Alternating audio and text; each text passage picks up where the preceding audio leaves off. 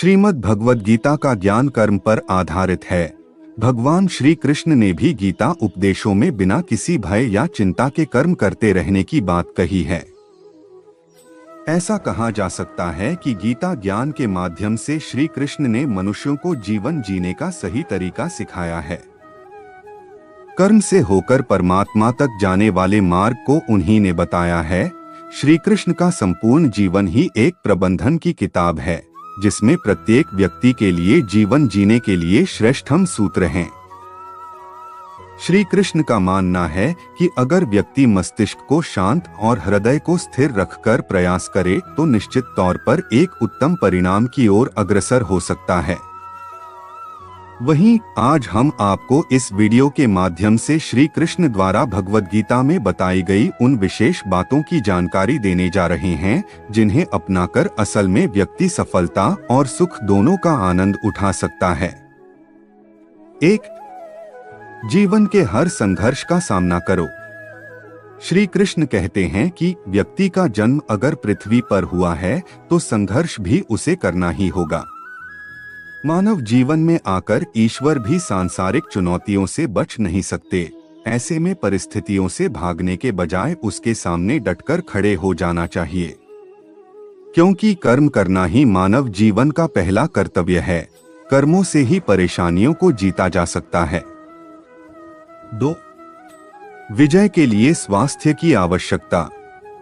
श्री कृष्ण का मानना है कि व्यक्ति को विजय हासिल करने के लिए स्वस्थ रहना जरूरी है, क्योंकि स्वस्थ शरीर से बल प्राप्त होता है और दिमाग भी विपरीत परिस्थितियों में तीव्रता से चलता है, जिसके कारण व्यक्ति हर लड़ाई में सफलता पाता है। 3. किताबी पढ़ाई से ज्यादा जरूरी रचनात्मक शिक्षा। भगवान श्री कृष्ण के अनुसार शिक्षा ऐसी होनी चाहिए जो मनुष्य के व्यक्तित्व का रचनात्मक विकास करे।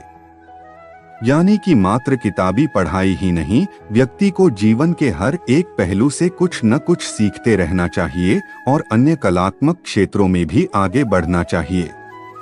4. रिश्तों की बहुमूल्यता समझें। भगवान श्री कृष्ण ने जीवन भर कभी उन लोगों का साथ नहीं छोड़ा जिनको मन से अपना माना। रिश्तों के लिए कृष्ण ने कई लड़ाइयां लड़ी एवं रिश्तों से ही कई लड़ाइयां जीती। उनकी यही बातें इस बात का संकेत हैं कि सांसारिक इंसान की सबसे बड़ी धरोहर रिश्ते ही हैं। 5. शांति ही है सबसे बड़ा हथियार। कृष्ण ने महाभारत युद्ध के पहले शांति से समझौता करने के लिए पांडवों और कौरवों के बीच मध्यस्थता की। हालांकि दोनों ही पक्ष युद्ध लड़ने के लिए आतुर थे, लेकिन कृष्ण ने हमेशा चाहा कि कैसे भी युद्ध टल जाए। झगड़ों से कभी समस्याओं का समाधान नहीं होता है। शांति के मार्ग पर चलकर ही समाज का रचनात्मक विकास हो सकता है। कृष्ण ने समाज की शांति से मन की शांति तक दुनिया को ये समझाया कि कोई भी परेशानी तब तक मिट नहीं सकती जब तक वहां शांति ना हो, फिर चाहे वो समाज हो या हमारा खुद का मन। 6. सिर्फ मुर्दों को आराम है, जिंदगी संघर्ष का दूसरा नाम है। कभी अगर आपको जीवन की स्थितियों पर रोना आए तो एक बार श्री कृष्ण की जीवनी पर नजर जरूर डाल लें, रोना बंद कर देंगे आप। श्री कृष्ण ने एक जेल में जन्म लिया था और जन्म लेने के तुरंत बाद ही उन्हें रात में ही उफनती यमुना पार कर गोकुल ले जाया गया।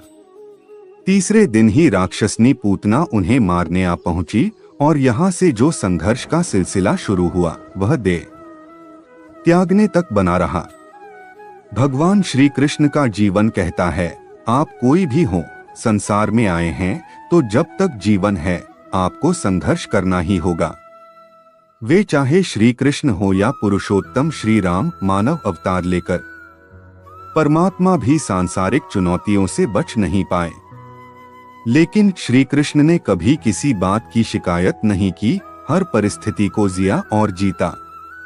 श्री कृष्ण कहते हैं, परिस्थितियों से भागो मत, उसके सामने डटकर खड़े हो जाओ, क्योंकि कर्म करना ही मानव जीवन का पहला कर्तव्य है।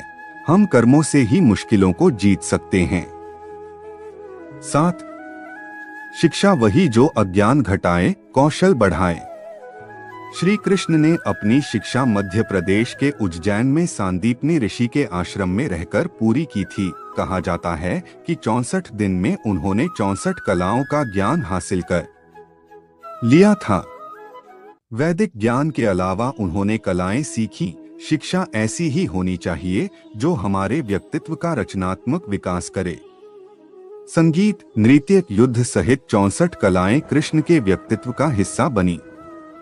अगर आप विद्यार्थी हैं तो खुद को सिर्फ किताबी ज्ञान तक सीमित ना रखें, अपने कौशल पर ध्यान दें, हर फन मौला बने।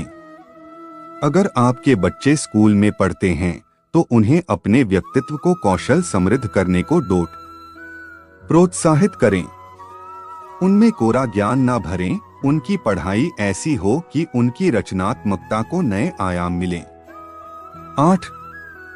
प्रेम बचा रहेगा शेष, रिश्तों में करें निवेश। श्री कृष्ण ने जीवन भर कभी उन लोगों का साथ नहीं छोड़ा जिनको मन से अपना माना। अर्जुन हो, सुदामा या फिर उद्धव, श्री कृष्ण ने जिसे अपना मान लिया उसका साथ जीवन भर दिया। रिश्तों के लिए उन्होंने कई लड़ाइयां लड़ी और रिश्तों से ही कई लड़ाइयां जीती। उनके जीवन का सीधा संदेश है, सांसारिक इंसान की सबसे बड़ी धरोहर रिश्ते ही हैं। अगर किसी के पास रिश्तों की थाती नहीं तो वह इंसान संसार में अच्छा जीवन नहीं जी सकता। इसलिए रिश्तों को दिल से जिएं और उन्हें प्रेम से भरपूर बनाए रखें। 9. शांति की चाह बनेगी उन्नति की राह। श्री कृष्ण ने महाभारत का युद्ध होने से पहले शांति के लिए पांडवों और कौरवों के बीच मध्यस्थता की। हालांकि दोनों ही पक्ष युद्ध लड़ने के लिए आतुर थे, लेकिन श्री कृष्ण ने हमेशा चाहा कि कैसे भी युद्ध टल जाए। सबक यही है कि झगड़ों से कभी समस्याओं का समाधान नहीं होता। शांति के मार्ग पर चलकर ही हम समाज का रचनात्मक विकास कर सकते हैं। श्री कृष्ण ने समाज के लिए और मन के लिए शांति को ही सर्वोपरि कहा। उन्होंने समझाया कि कोई भी परेशानी तब तक मिट नहीं सकती जब तक शांति ना हो। शांति से ही सुख मिल सकता है, वह चाहे वैयक्तिक हो या समाज की। शांति से ही उन्नति संभव है। 10. तात्कालिक आवेश में लोच, जरूरी है दूरगामी सोच। महाभारत की कहानी में जुए की घटना के बाद पांडवों को वनवास हो गया। तब श्री कृष्ण ने दूरदृष्टि दिखाते हुए अर्जुन को समझाया कि यह समय जाया करने के लिए नहीं, बल्कि भविष्य के लिए तैयारी करने का है। उन्होंने सबको महादेव शिव, देवराज इंद्र और देवी दुर्गा की तपस्या करने के लिए कहा। श्री कृष्ण जानते थे कि दुर्योधन को कितना भी समझाया जाए, वह पांडवों को कभी उनका राज्य नहीं लौटाएगा। तब अपना हक पाने के लिए शक्ति और सामर्थ्य की जरूरत होगी। कर्ण के कुंडल कवच पांडवों की जीत में आड़े आएंगे, यह भी वे जानते थे। उन्होंने हर चीज पर बहुत दूरगामी सोच रखी, कोई भी फैसला तात्कालिक आवेश में नहीं लिया। हर चीज के लिए आने वाली पीढ़ियों तक का सोचा। यही सोच राष्ट्र और समाज का निर्माण करती है। 11. मन की शांति रहे चिर, दिमाग रहे स्थिर। श्री कृष्ण को क्रोध दिलाने वाली, उन्हें अशांत करने वाली घटनाएं बार बार हुई। शिशुपाल पांडवों के राजसूय यज्ञ में कृष्ण को अपशब्द पर अपशब्द कहता रहा। छोटा भाई था, लेकिन उसने मर्यादाएं तोड़ दी। पूरी सभा चकित थी, कुछ क्रोधित भी थे, लेकिन श्री कृष्ण शांत रहे, मुस्कुराते रहे। शांति दूत बनकर गए तो दुर्योधन ने खूब अपमान किया, कृष्ण शांत रहे। अगर हमारा दिमाग स्थिर है, मन शांत है, तभी हम सही फैसले ले पाते हैं। आवेश में हमेशा हाथ से ही होते हैं। विपरीत परिस्थितियों में भी कभी विचलित नहीं होने का गुण कृष्ण से बेहतर और कौन सिखा सकता है। 12. फल की इच्छा छोड़ कर्म पर ध्यान देना चाहिए। गीता में श्री कृष्ण ने कहा है कि मनुष्य को फल की इच्छा छोड़कर कर्म पर ध्यान देना चाहिए। मनुष्य जैसा कर्म करता है उसे फल भी उसी के अनुरूप मिलता है। इसलिए व्यक्ति को अच्छे कर्म करते रहना चाहिए।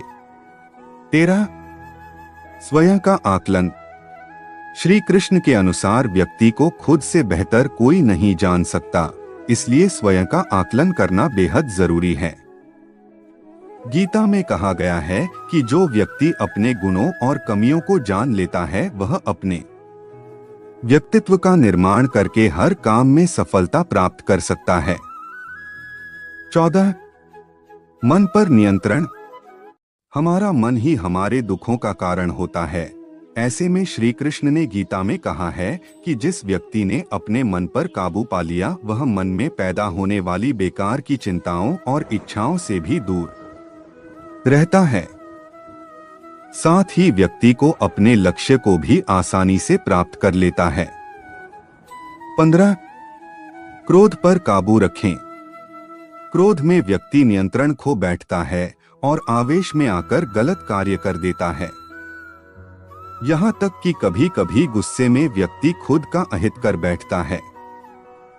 गीता में श्री कृष्ण ने बताया है कि क्रोध को खुद पर हावी नहीं होने देना चाहिए। यदि गुस्सा आए तो स्वयं को शांत रखने का प्रयास करें। 16 स्पष्ट नजरिया।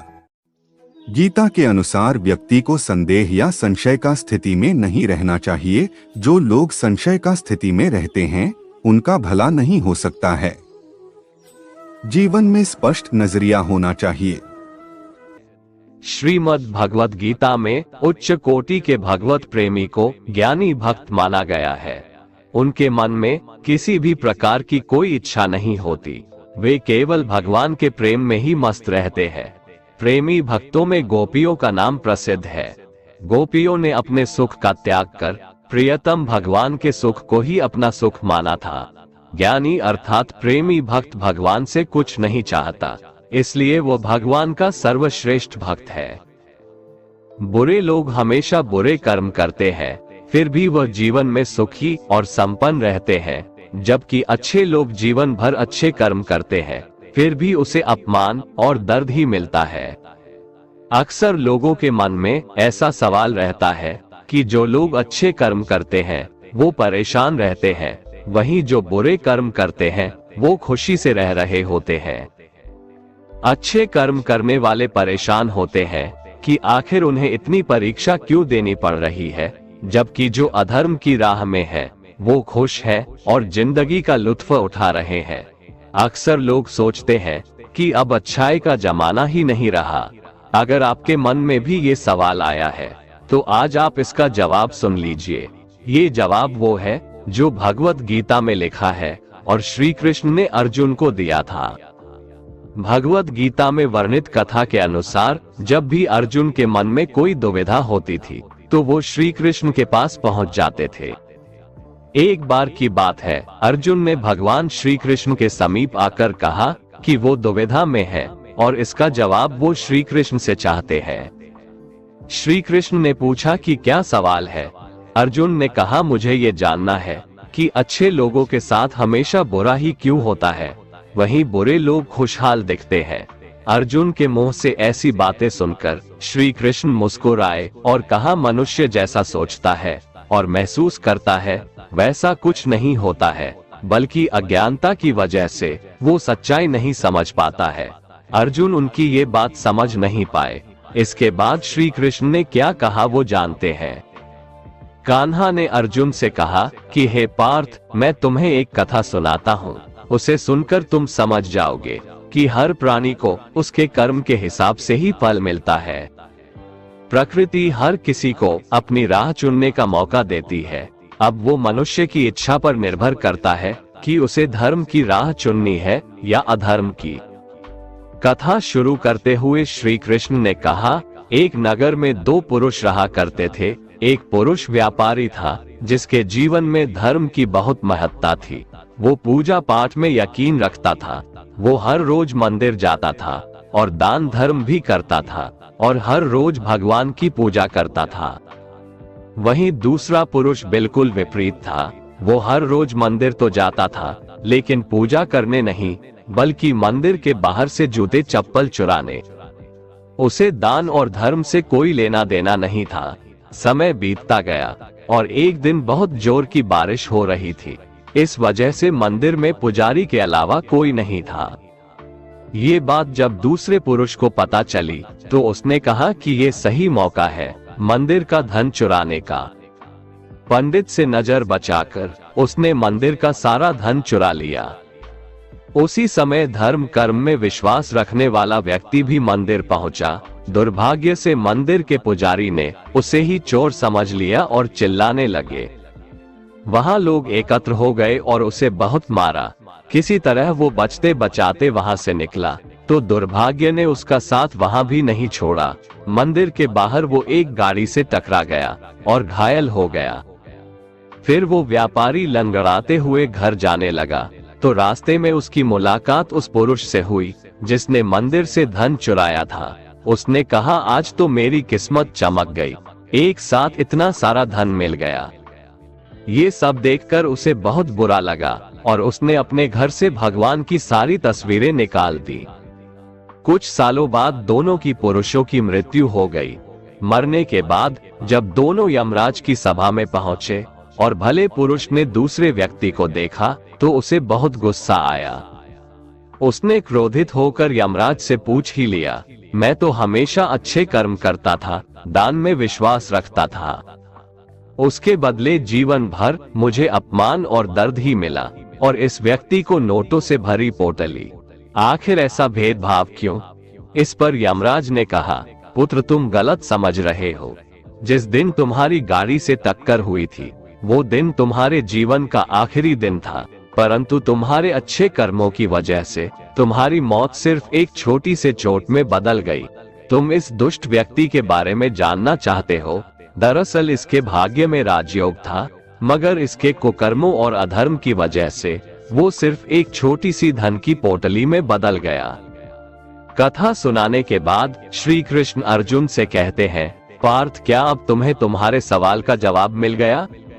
ऐसा सोचना कि भगवान तुम्हारे कर्मों को नजरअंदाज कर रहे हैं, ये बिल्कुल भी सत्य नहीं है। भगवान हमें कब, क्या, किस रूप में दे रहा है मनुष्य को समझ में नहीं आता है, मगर आप अच्छे कर्म करते रहें तो भगवान की कृपा हमेशा बनी रहती है। इसलिए अपने अच्छे कर्मों को बदलना नहीं चाहिए, क्योंकि उसका फल हमें इसी जीवन में मिलता है। इसलिए मनुष्य का फर्ज है कि वो हमेशा अच्छे कर्म करते रहें, क्योंकि श्री कृष्ण ने गीता में भी बताया है कि किसी के द्वारा किया गया कर्म बेकार नहीं जाता है, चाहे वो अच्छा हो या बुरा। कान्हा कहते हैं, मैं ना तो तुम्हारी महंगी भेंट से प्रसन्न होता हूँ और ना ही दिखावटी दान दीक्षा से। अगर मेरे मन को जीतना है तो मुझे प्रेम से पुकारो, मैं हाजिर हो जाऊंगा। अवास्तविक चीजों को लेकर मन में कभी डर पैदा मत होने दो, वो वास्तविक नहीं है, वह ना तो कभी था और ना कभी होगा। इसके विपरीत जो वास्तविक है वह हमेशा से था और उसे ना तो बदला जा सकता है, ना कभी नष्ट किया जा सकता है। जो मनुष्य किसी अच्छे काम में लगा हुआ होता है, आने वाले समय में उसका अंत कभी बुरा नहीं होता है। मनुष्य को निडर, शुद्ध और आध्यात्मिक बनना चाहिए।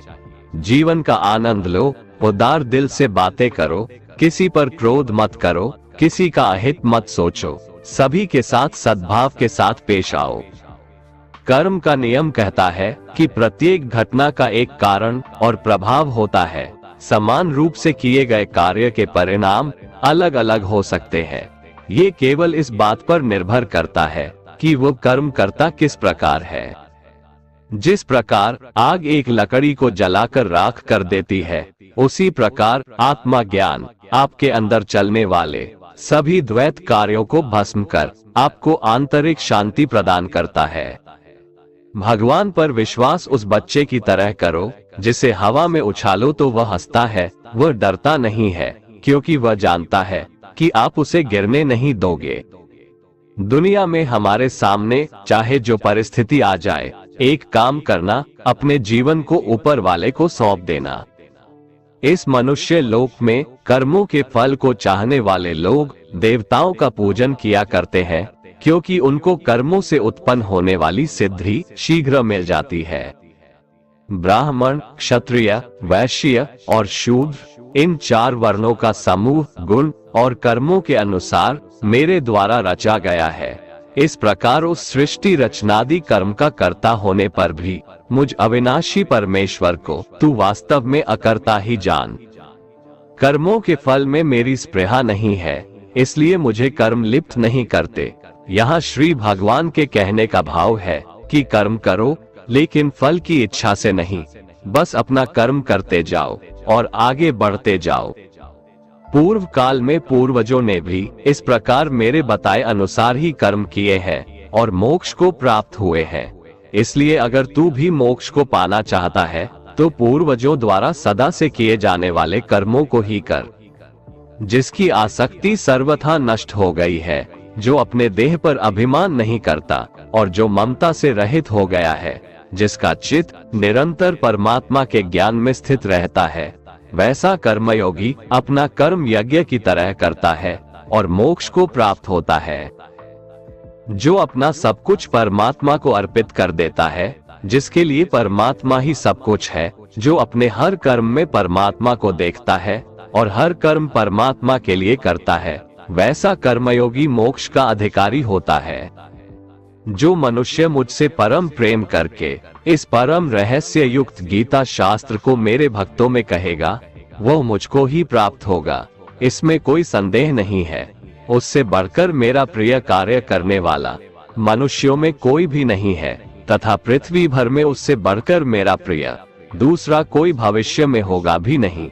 जो मनुष्य श्रद्धायुक्त दोषों से रहित होकर इस गीता शास्त्र का श्रवण भी करेगा, वह भी सभी पापों से मुक्त होकर मेरे परम धाम को प्राप्त होगा। दोस्तों, अगर आपको हमारा ये वीडियो पसंद आया तो कमेंट में जय श्री राधे कृष्ण लिखें और ऐसे ही प्रेरणादायक वीडियो देखने के लिए हमारे चैनल को सब्सक्राइब कर लें। जय श्री राधे कृष्ण।